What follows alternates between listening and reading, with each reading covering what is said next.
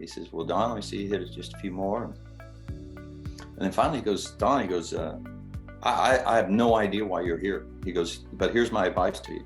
He's like, if you take Interstate 35 another 90 miles south, it will hit Interstate 10.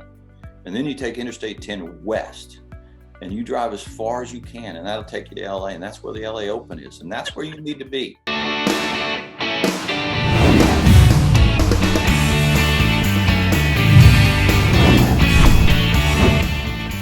One of my favorite stories, I'm sure I've told you this story or you've heard it, but Don January, back before, nobody had teachers really, they were just gurus. And Don January grew up in North Texas, and everybody around North Texas was like, the greatest teacher ever is Harvey Penick down in Austin.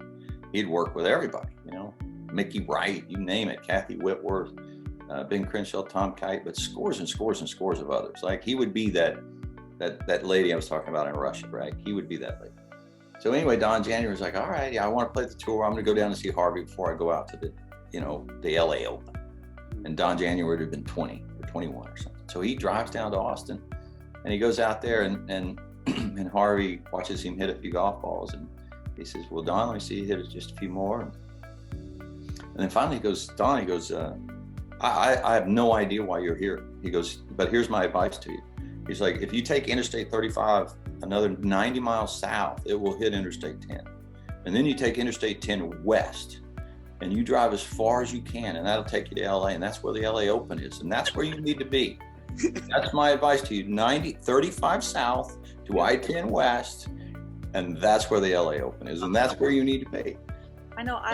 I think that's like such a piece of it being a teacher is like sometimes you have to know, and I watch Brian do this because he works with many more college players and professionals than I do, but you also have to know when to just say nothing or just sit back and just applaud. Like that's a skill for sure that I don't know if every teacher has, but I know he does a great job with that. And just like what you guys were talking about with Daniel Berger, like analytics and data help you be able to do that, I think, because like outside on a range and you have a camera, like let's just take a couple of your college kids, for example, that have unique alignments. Like you might just go, well, this is weird, I would fix this and I would change this, but then you get them on TrackMan and you start to look at their analytics and you're like, well, that's world class. Like, and Brian will sit back and he'll say like if I had that, I would still be playing golf, or I would have won 10 times on tour, you know what I mean? Like, and they just need maybe his head or whatever is maybe the difference, but like, he knows like that's good enough. Oh, Brandel knows it too. I watch these people hit the golf ball. I only dream of being able to do that. Oh no, yeah, I mean,